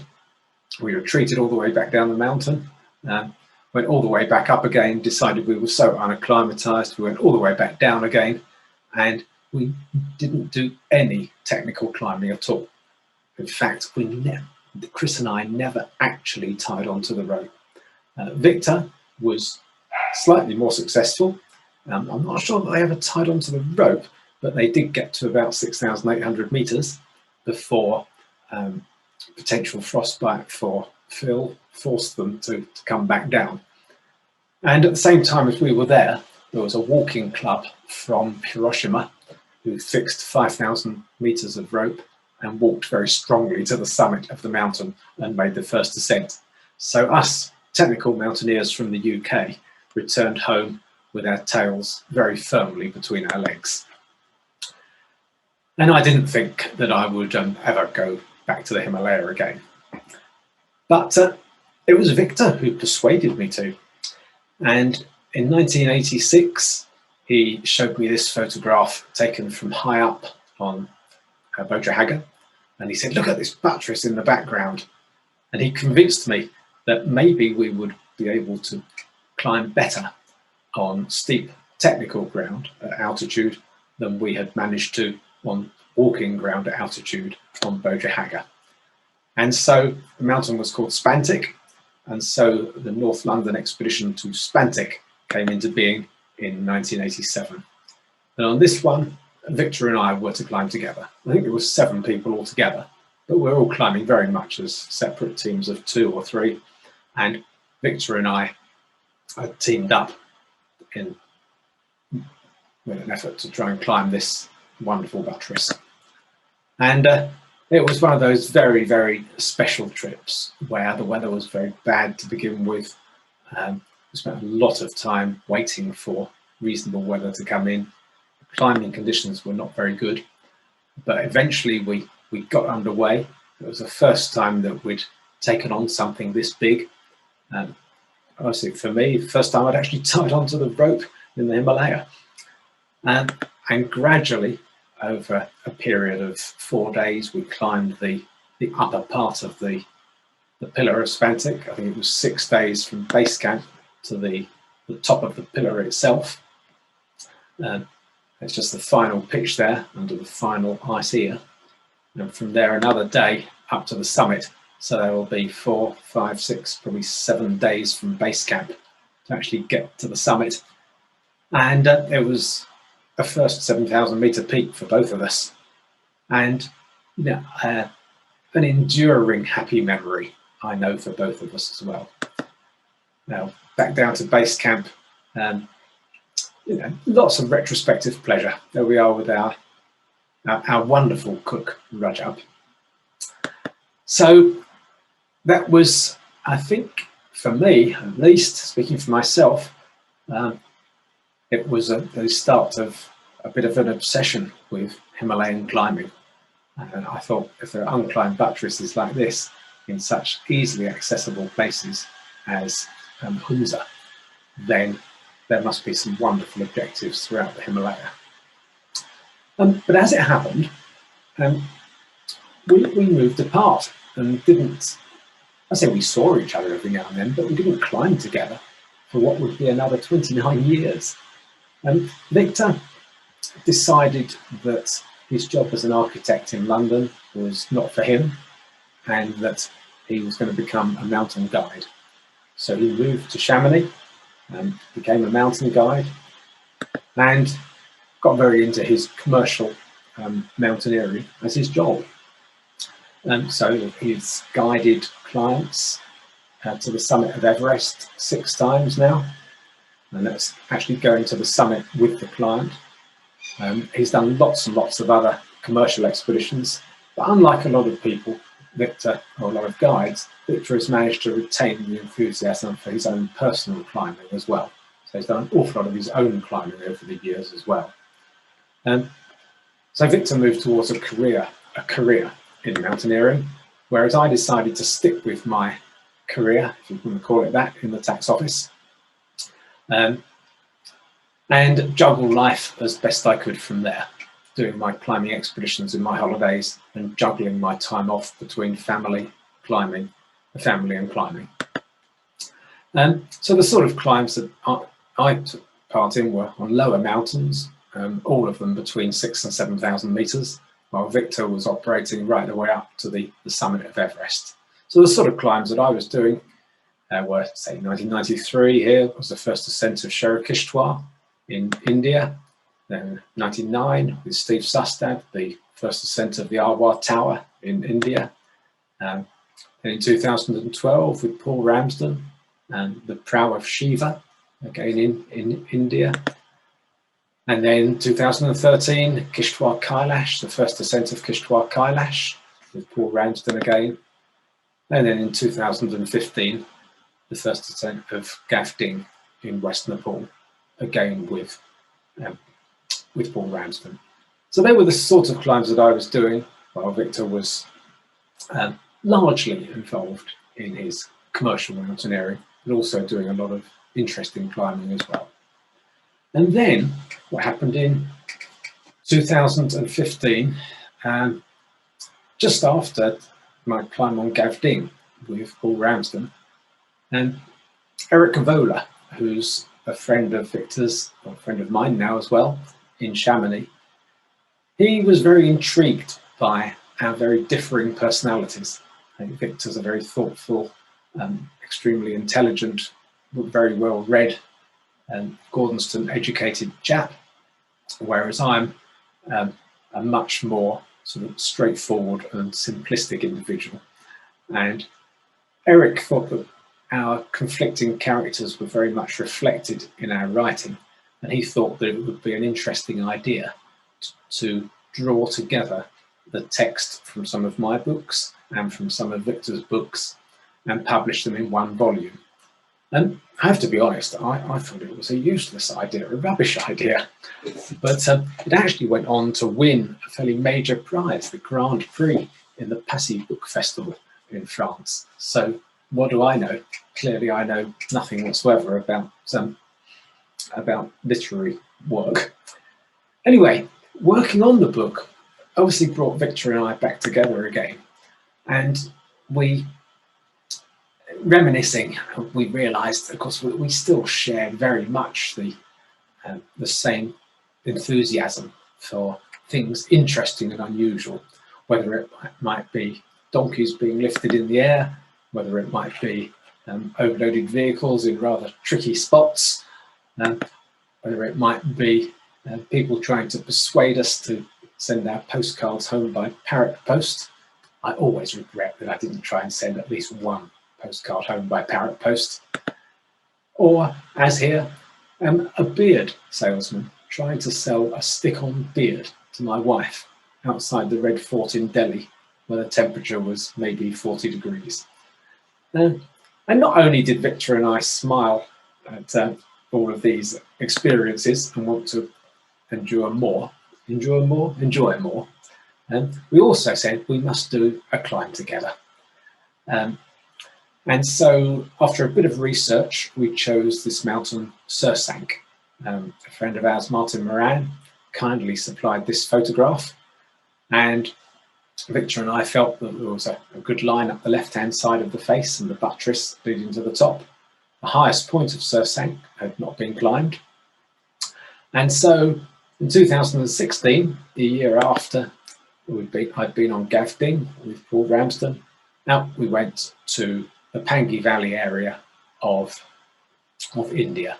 So position-wise, that's from Manali going over the Rohtang Pass, and then from the other side going right the way down the river valley to basically to Sersank. And it's much easier to access this part of the world now than it used to be sort of 20, 30 years ago. My first visit here was back in 1993, and I think it took something like 4 days to get to the point where we started to walk into Sersank from. Whereas now we did it in one very long day of driving from Manali, as the roads are being pushed further and further into the Himalaya. And of course, those roads that are being pushed further into the Himalaya are increasingly spectacular. And I'd just like to show just a little bit of footage of the drive in to Sersank. Actually, that hasn't come out, so we'll miss that. It's a very spectacular road indeed. And that led to, here we are, our first walk-in together in 30 years, 29 years anyway, reliving those memories from Spantic back in 1987. And for Sersank, from the end of the road, it was, I think it was a 2-day walk-in to our base camp. It's a very grand term, base camp. all we had was one tent for our liaison officer and cook, and another tent for me and Victor, and the red tent, there was a toilet tent, and that was it. And we saw absolutely nobody all the time we were at base camp. Now, to climb Sersank from here, we had to go up over the Sersank La, which is out of sight at the top of the photograph here. And we were quite concerned about what we might find, because I'd seen this photograph on the internet, which is taken from the Sersank La and looking towards the north face of Sersank. And I can only assume that it's taken in the monsoon when it's quite warm, and you can see the face was largely rocky, and those black streaks all down the bottom, rockfall streaks, it did make it look extremely dangerous. And if we had arrived and found it looking like that, then there's no way that we would have even attempted the route. But we knew that Martin Moran's photograph had been taken in September, and so we kept our fingers crossed that when we got to the Sersank La and looked over the edge at the face, all would be okay. So it was a very tense moment as we got to the col and looked over, and it looked absolutely brilliant. Here we are camped on the col, and we'd originally planned to go up the middle of the face and then off left at the top, but we decided that it was too objectively dangerous to go right out the middle of the face, and so we climbed up the toe of the buttress on the left-hand side and kept out of harm's way all the way up towards the summit. And it's one of those, I suppose, Himalayan climbs where experience pays dividends. On the lower part, the conditions were pretty awful. Just everything was covered with about a foot of powder snow, and making progress was tortuously slow and often very insecure and very difficult. Other sections, once we overcame that, were extremely loose. All that experience on the North Devon, North Cornwall shale cliffs came into play. Then there were quite difficult rock technical sections. Obviously, we'd both done a lot of rock climbing over the years, so we're fairly comfortable with that. But all the time, we amazingly managed to pitch our little tent and be having a good time, which of course is the most important thing in the Himalayan climbing. I think having a relaxed, calm and happy partner who's comfortable being many thousands of feet up on a remote face is something very special. This is our pee bottle. It is distinctly different from this, which is our drinking bottle. So in the night, when I decided to have a nice fresh drink, it was distressing for me to find that Victor appears to be unable to distinguish between this shape and this cap, and this shape and this cap. Victor, you're a terrible man. It was the worst start I could possibly imagine to my day. Thank you. And I think it's important to not only feel relaxed with your partner, but to be able to laugh at situations, even in the most unfortunate circumstances. There was to be more unfortunate circumstances before we got to the summit of this climb. First though, that photograph or that video was taken at the bivouac ledge just down below there, at the end of the sharp rock crest, which formed the early section of our route. So we're now just moving on to the upper face, and we're keeping our fingers crossed that the conditions are going to get better. And we're heading up towards these very thin ice streaks going up smooth slabs on the upper section.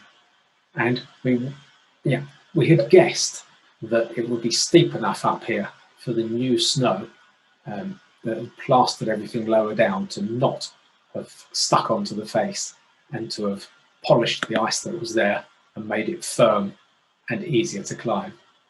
And our judgment was spot on. And not only did we have beautiful weather, but the conditions as we got onto the steeper ground higher on the face suddenly became absolutely perfect. and all was looking great. We managed to get our tent pitched on a site where I initially thought we'd just have a sitting bivouac, but we managed to dig it right out, all looked comfortable. And then another one of those little problems that almost inevitably tends to happen on Himalayan trips. Victor had a severe bout of diarrhea in the middle of the night. And of course, it's difficult to get out of the tent really quickly in these situations. And he wasn't fast enough. And the end result was that, let's say his underpants took a direct hit, and he decided that the best way to resolve this issue was to cut them off with an open-handled knife that he was carrying. So this is Victor cutting his underpants off in the middle of the night at our third bivouac on the face of Sersank. So it's a pretty inhospitable place, and I must admit, or pretty remote place, I should say. And I have to admit that I was very concerned about how much energy Victor might have in the morning. Now we apologised to the mountain, but there was quite a nasty brown mess around our bivouac spot in the next morning. But Victor is a remarkable man, and whereas most of us might feel that we have absolutely no energy whatsoever after a night like that, Victor was all up for continuing. Yes, I led a couple of pitches, very spectacular climbing now on this upper part of the face. I think we were just, very fortunate perhaps, but this is sort of white ice where, although the angle is very, very steep, you tend to be able to get first-time placements with the ice axes. And although it was very, very steep, we managed to make quite good progress. And it's exactly the kind of climbing that Victor and I loved from all those years ago, climbing up on Ben Nevis, those 1,000-mile round trips from London up to Scotland. And here we were doing exactly the same kind of climbing right the way up on the north face of Sersank. Wonderful little bivouac sites. We couldn't get the tent up on this one, so we just cut out a body length ledge for each of us. I was just above Victor, and then lower the drink and the food on a rope up and down between us. Fortunately, the weather stayed good, although we have a bivouac bag that Victor's got there, and I wrapped myself up in the tent fabric. And then the next morning, we're just by the final or penultimate dot. There is our last bivouac on the face, and the next day, so that'd be 1, 2, 3, 4, our 5th day on the face, which is our 6th day out from base camp. We managed to climb up the final buttress on absolutely superb climbing. Not particularly difficult to begin with, but just incredibly enjoyable. Heading up this sort of sloping ramp-like area up towards the summit cornice. And Victor, of course, had been suffering a bit with his diarrhea.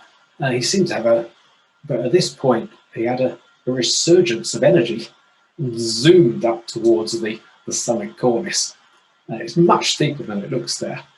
I took a belay just below the cornice, and then it was for me to actually break through the cornice using an ice screw for aid there, to actually struggle up, knock off as much of the cornice as I could, and then pull out onto the sort of summit slope of Sersank.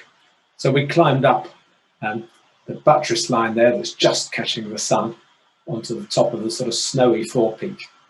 And this Sersank had been climbed up to the base of the summit buttress, but nobody had actually been to the top. I think it was a Japanese team climbed up to the base of the summit buttress and turned back for one reason or another.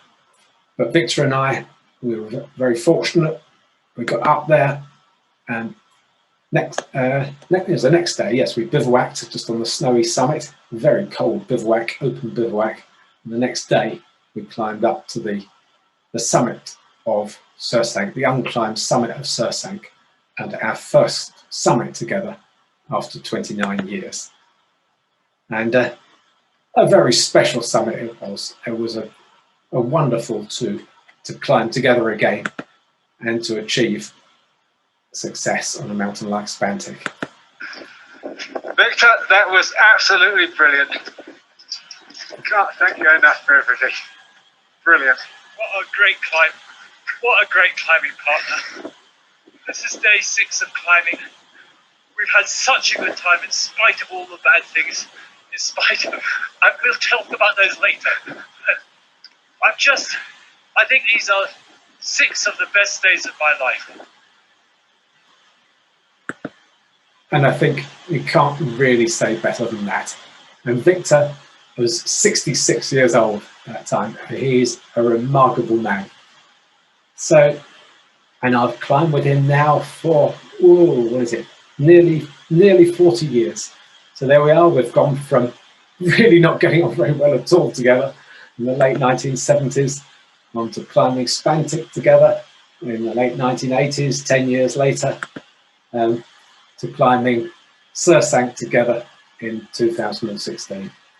And well, there we are today and ever onwards. And here's the hoping that we can manage to do lots more very fine climbs together in the future. So thank you ever so much for watching. Thanks to Boathouse ever so much, who have supported me on these trips and supported us, provided all the clothing on the Sersank trip and also on the Spantic trip. Thank you very much indeed to everyone. Jamling Tenzing Norgay is the son of mountaineer and guide Tenzing Norgay and Daku. He first climbed Mount Everest in 1996 with a team led by David Brashears, an experience that was documented in the 1998 IMAX film Everest. In 2002, he and Peter Hillary, the son of Edmund Hillary, were part of an expedition to climb Everest and commemorate the 50th anniversary of their first ascent. Jamling has written Touching My Father's Soul, a book documenting his experiences on the summit attempt. This book also explores the relationship between the often wealthy climbers and the Sherpas who earn a living assisting these expeditions. Today, Jamling is in conversation with Deepa Balsavar, who, along with Nandini Purandare, has been collecting oral histories of the Sherpa community. They are writing a book on the climbing Sherpas of Darjeeling.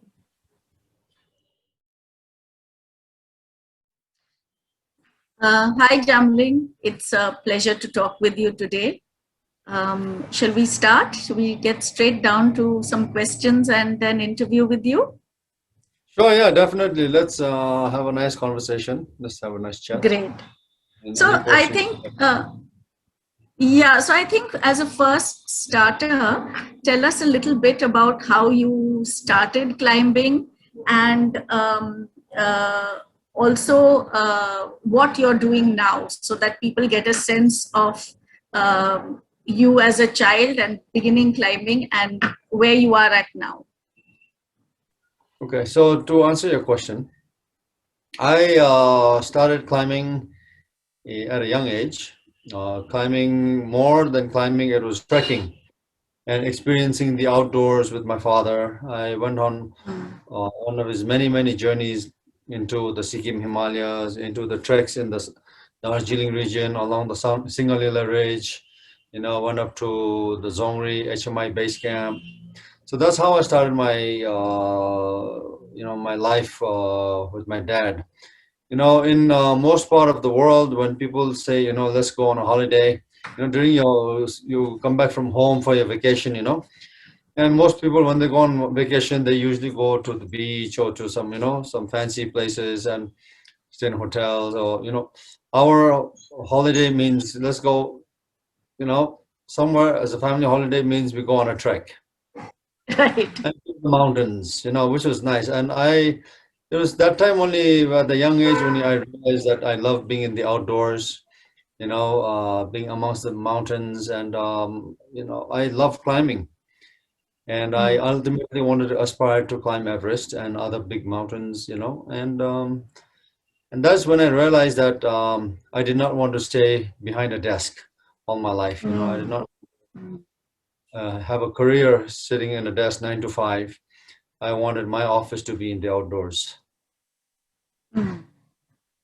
And you've made it a profession? Have you made climbing a profession? Yes, well, not only climbing, but as an adventure sport, as a profession, Right. from climbing to rafting, to whatever adventure sports is out there. I try to, do as many things as possible. Life is short. And moreover, I enjoy taking the younger generation, novices alike, amateurs, to take them on the first climb of small mountain, to take them on the first trek into the Himalayas, pristine location. And so I enjoy doing that nowadays. Okay. Tell us a little bit, Jamling, about your father's legacy. What has being the son of Tenzing Norgay meant to you personally? How has it affected you? And has it ever been a little bit burdensome? Has it brought pressure on you in any way? Well,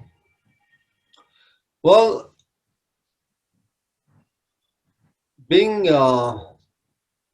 brought up in this illustrious family, being the son of Tenzing Norgay is something, I guess, it was my destiny to be born as the second son of Tenzing Norgay. I must have done something good in my past life to have attained the karma of being, given this opportunity, So I always believe this is a blessing for me. I happen to be one of the few, to be born in this illustrious family. And I believe this is an opportunity for us, to take this forward, not to lay back, basking in the sun, relaxing, but to take the opportunity to use the name and the fame of my father to promote adventure, adventure sports and adventure tourism, mountaineering, trekking, to, the people around the world. And to share, it's important for us to share the natural environment that we have. There are still many, many unexplored areas in the Himalayas and around the world, that are yet to be explored, and people, still need to get to these places. So you haven't ever felt that the responsibility is a weighty one that you feel compelled to live up to? No, we had no expectations. My father, on the other hand, when even at a younger age, when I asked him that I wanted to climb Everest, and asked him to pull some strings so I can join an expedition, like Indian expedition, he flatly said no. He said he climbed so that we wouldn't have to. He wanted to give us best education so we can continue our lives in some other careers rather than climbing, because climbing was a dangerous profession even today. So there was no pressure, it was just the opposite. Okay. And yet you have followed to some extent in his footsteps. You are associated with the mountains and with adventure sports. Have any of your siblings also followed in the line? See, like I mentioned earlier, that 9 to 5 office job was not something that I wanted to be doing since I was a young boy. I made up my mind to do that, long time ago. And even after I finished my college, I did my undergrad in the US. I decided to move back home to continue to get involved in the outdoor adventure field. And I made that decision to do that, and then to continue climb other smaller mountains, big mountains, anything, and take novices and amateurs alike on treks around the Himalayas. And this is something that I was the only one in my family out of the 4 the siblings that we have, that went on to take this professionally. My two brothers, and my sister, and then my, half sisters, they have no interest in, pursuing this as a profession. Of course, however, they enjoy going on treks, and they enjoy the outdoors, and they enjoy, going on treks. Okay. So you've just spoken about, I mean, everyone all over the world knows and has heard the name Tenzing Norgay, but very few people know about Daku, your mother. Would it be possible for you to share some sort of memories, some sort of something about her, so that people can, so that you can talk a little bit about her as well? Sure, yeah, definitely. I mean, see, with every, when you married, you have a family, your wife, your family, I realized that during my climb that when I was on a climb, it's not me alone that climbs these mountains, Right. people say, oh, you've climbed this mountain, it's a very risky job, it's you risk your life a lot. But at the same time, people don't realize what about your, the other half, your wife at home, your children, your loved ones. They're out there worrying every single day for your safety. For sure. Anything happens to you on the mountain, you are there, you can control certain things, but anything happens with the weather or storm or avalanches, this out of your control. It's all part of nature. So I always think about how my wife will be thinking about, praying, my children, my family members, brothers, sisters, that loved ones are always thinking about, the safety. They're worried. They're more worried than you. And they're always praying out there. So they're always there to support, each and every adventure that you go out on. And I believe it was, my father, my mother, Daku, my father married her, much later than after he had climbed Everest. But even though he had met her and married her after he climbed Everest, he was still going on, to the HMI base camp and training and climbing smaller peaks all the time. And she was the backbone of this family. She was a very, very strong and very dedicated woman. She, while my father was out most of the time, traveling or, doing busy with the Himalayan Mountaineering Institute, she was looking after us, taking care of us with the education, whatever, called schools that we were going on. And later on in life, she started, helping my father with running their own private adventure travel, business. And soon she sort of took over, and then she started running the programs, all the trekking. She herself was a very strong woman. She climbed, in North America with my father and his friends, the American friends there. And she did a lot of trekking. She went on treks herself with the groups. So she was a very entrepreneurial woman, and also a very strong, climber and a trekker. I think the world doesn't know enough about Daku, and we should really talk more about her at some point, and let people know more about her. She seems to have been an absolutely fascinating person. Yes. Is there a story of the two of them together that you'd like to share? Something about both your parents? Well, it is, one of the things about growing up in a family like this is you don't get to spend much time with your parents, because, they're traveling all the time. We were in boarding school here in Darjeeling, 9 months here in school, even though my school is only like 15 minutes walk from my house. We Right. cannot come home anytime you want. So when we are home for vacations, sometimes, a lot of times they're not around, they're traveling. So, I mean, there are very few times that we actually get to, spend time with, as a family, with all the siblings and, the parents. And I mean, I have memories of going with my father on a trek on separate occasions, and going on treks with my mother, again, leading groups, while she was leading groups on some other occasions. So those treks become precious memories in your life because they seem to have been what bound all of you together, whether it was in the holidays or later on with your mother. So it really shows how important the mountains have been in the story of your family. Yeah, definitely. I believe that the treks are, what bound us together, because excuse me, I'm just getting a sneeze. Yeah, definitely. I believe, the treks bound us together as a family. I mean, Right. trekking, spending time in the outdoors with the family without the phone and without, the modern technologies is how you get to spend more time with your family and to bond with each other. And I will, Right. that is one of the things that I would like to, I'm trying to promote amongst the younger generations, and adults also of this country Right. and around the world, that get out. It's a good time to bond. And when you're on treks, when you do short rock climbing, and just some sports together, you bring back that camaraderie amongst your friends and That's right. amongst your family members. So I believe that is a very important lesson that you learn in the outdoors. Super.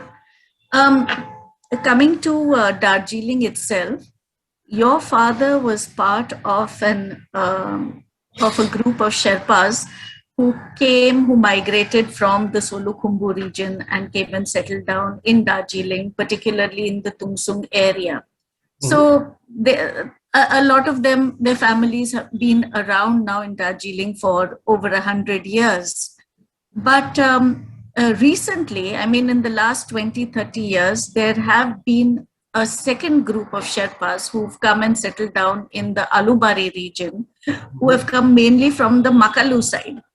Yes. Can you tell us a little bit about the relationship between these two groups of Sherpas?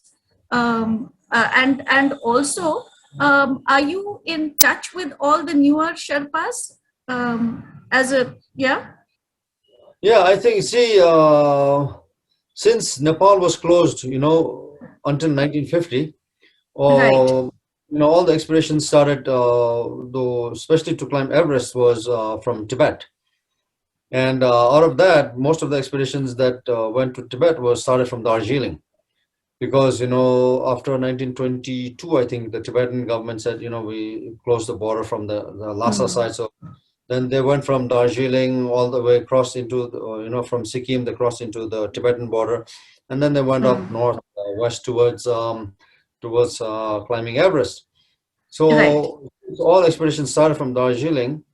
A lot of the Sherpas from Nepal, from the Khumbu region, they heard about this and they started to move over here, including my father. He was one of them. So that was one of the first migration of the Sherpas that migrated from the Khumbu into Darjeeling from the 1920s, 30s, 40s, 50s, 60s, 70s, And till then moved, and that's how they started getting jobs over here. You heard of the Angtarke, the tiger, one of the other tigers. We have a lot of very good, strong historical Sherpas that, from the Khumbu, but who actually lived in Darjeeling in those early That's years. right. Now the second wave of the Sherpas started coming slowly. They were always coming in looking for jobs. And then the second big wave of Sherpas were the younger generation, who probably migrated here around the 80s, early 80s, 90s, they came in, and they're still coming in now. And these are the younger generations like Kusang Sherpa, and there's a whole group of them that moved in from Makalu. Yeah, Yes. from Norbu and Nimdorji. There's a lot of them. Yes. And they're Yes. excellent climbers, very strong, younger generation. And they all moved from the Makalu region. I know quite a few of the other Sherpas like Pasang Sherpa, and his brothers. They all moved here in the early 80s, and they had nothing here. And my mother took them all in to our family, and took the whole family, all the brothers, they took them in, and she started giving them job with her, with her trekking outfit, and then she, give her a place, give them places to stay here at her house. And then slowly they, started doing more and more work, getting more experiences. And then now they've all become really good mountaineers and, trekking cooks and guides. And now the children have benefited from this. Mm. And But they've not, sorry. No, go ahead. Sorry, please go ahead. No, what I wanted to ask is, but they didn't get combined. They didn't meld into one large community of Sherpas. They have sort of kept themselves separate in some way. Yeah, well, yeah, I mean, you have that one group in Alubari, Phulbari, Alubari, a lot of these younger generation Sherpas.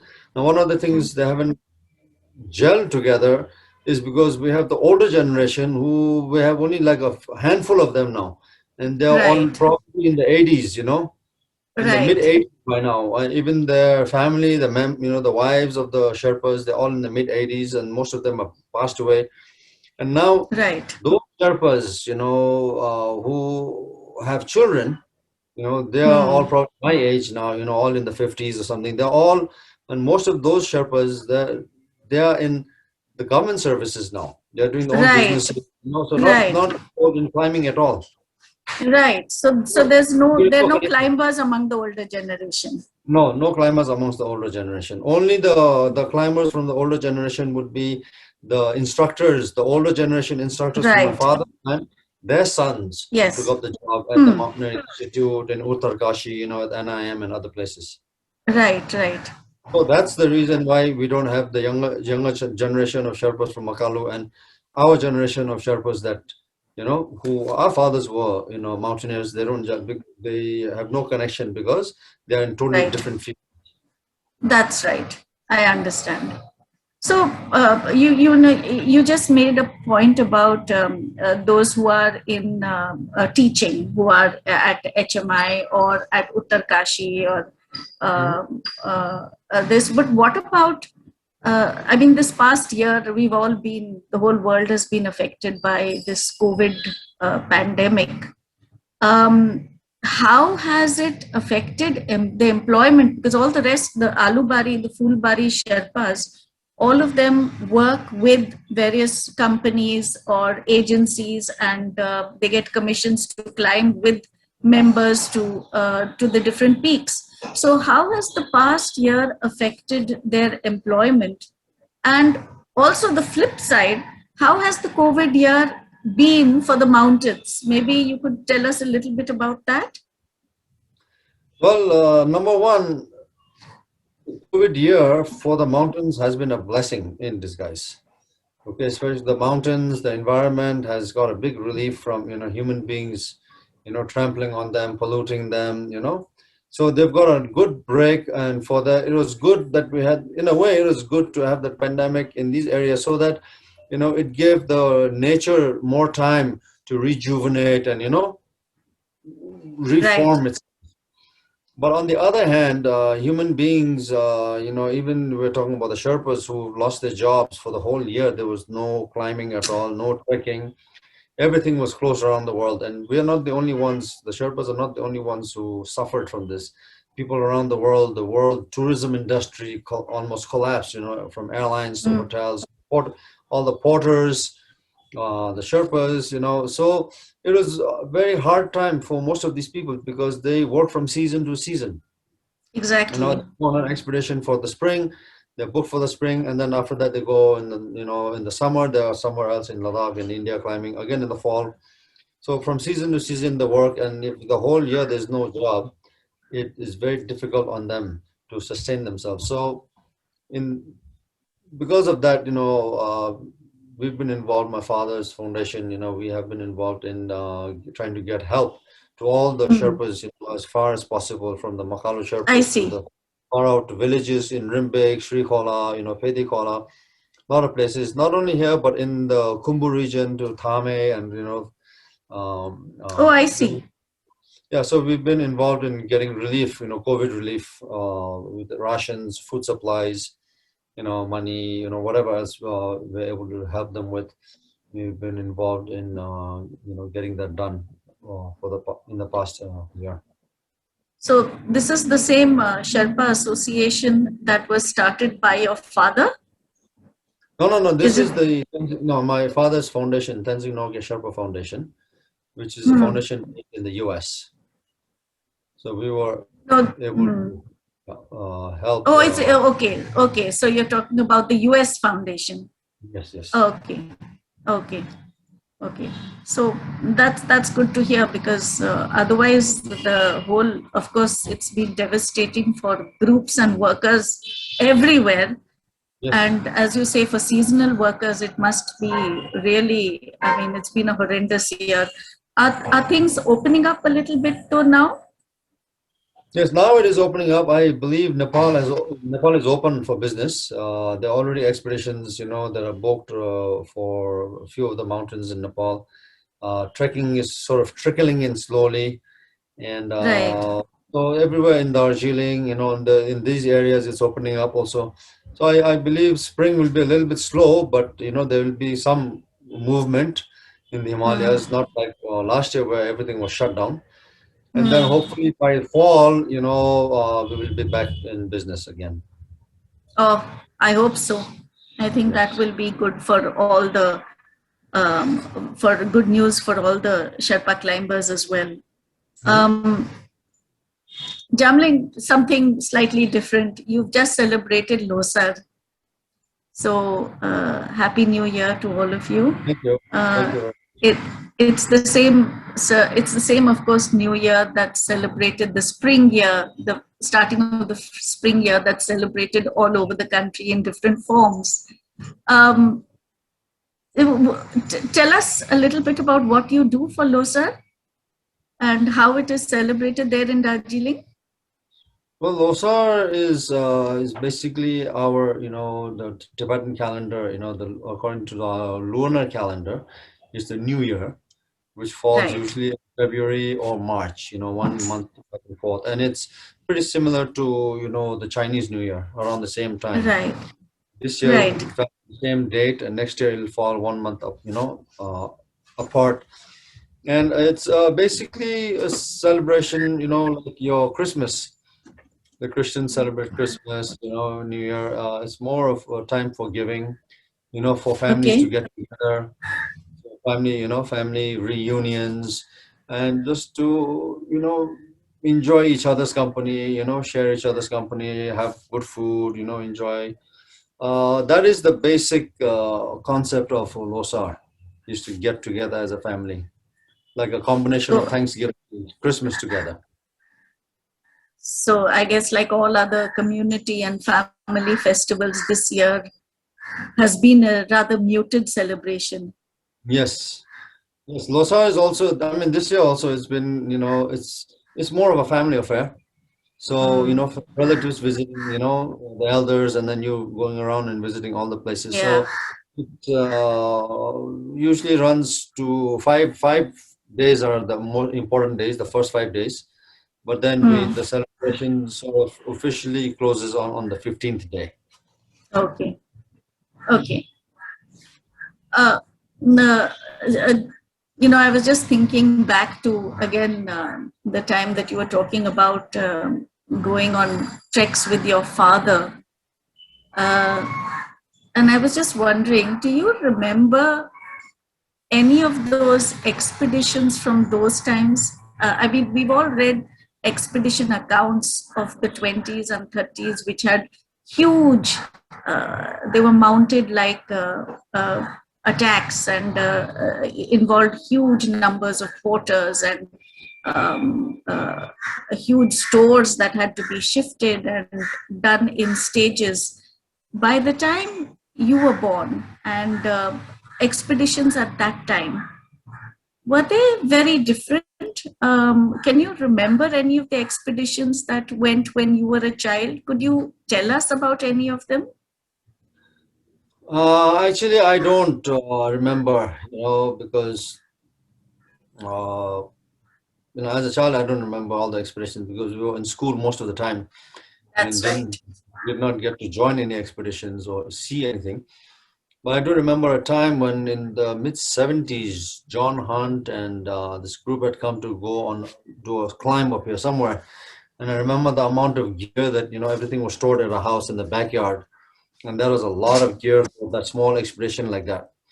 Today, if we were to go on the same expedition that they went in the 70s, mid 70s, we would probably go with 1/10 of the equipment today.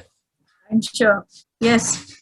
So things have gotten much lighter nowadays, much lighter, That's and right. we have easy access to the mountains, so we can drive to to a certain point. When we drive to a certain point, it saves us 5 days of walking. So That's that right. much.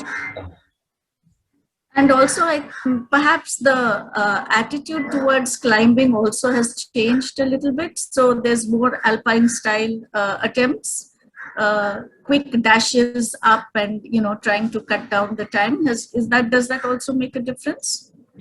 Yes, alpine style climbing is still it's gaining popularity slowly, but not in the big mountains. You can Not on the big mountains. You can't do it there. try alpine style in all the smaller peaks, 6,000, 7,000 meter peaks that are less technical.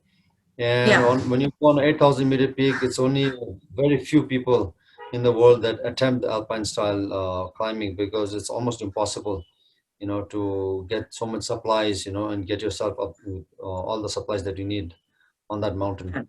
So you need a bigger to have. You need a good support team. So, Jamling, I think our time has almost come to an end. What I would like to ask you, though, is one last question, and that is, what do you see as the future of the climbing Sherpas particularly in Darjeeling, and where you are, and the Sherpas that you are in touch with? So, what do you see is going to happen over the next few years? Well, number one, what I would like to see is for the Sherpas not to lose the culture and traditions. This is something that we need to start worrying about. This is something that we need to start teaching and promoting to, within all the Sherpa community, not to lose the culture and the traditions. Because once children start going to school, they go to English medium schools, they start speaking and learning in English, and then, they start slowly forget the traditions because parents are not around. So number one is we need to preserve our culture and traditions, and we have to continue doing that. Number two is that what the Sherpas are doing, the younger Sherpas today, the generation of climbers that we have today, if you ask them also, why are you climbing? They will say, I'm climbing so that, my children don't have to. That's right. I want to give my children a good education because I never received one.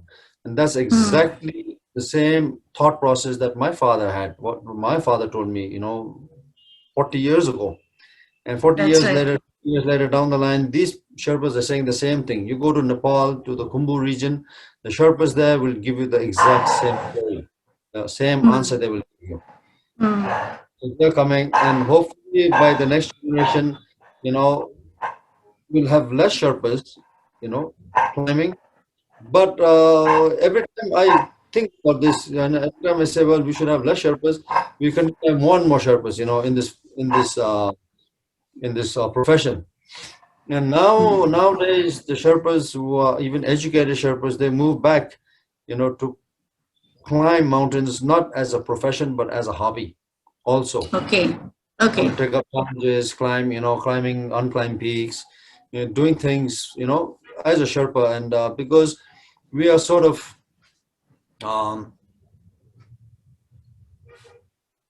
branded, as a Sherpa means you're paid climber, on the mountain. So we want to get out of, we are not, paid climbers all the time. We climb because we enjoy climbing also. That never happened. That never happened 50, 60 years ago. For sure. And now the thought process of the younger generation of climbers are changing because they're educated climbers, they're doing well, economically they're doing well. So they have money, they have connections, sponsors, to come back and climb and, climb on their own instead of joining an expedition to get paid, to climb. So this That's a good thing. This is slowly changing, and I'm glad that it's changing. Thank you. Well, I think that's it for now. And Jamling, it's been such a pleasure talking to you and hearing you, hearing your what you have to say about so many different things.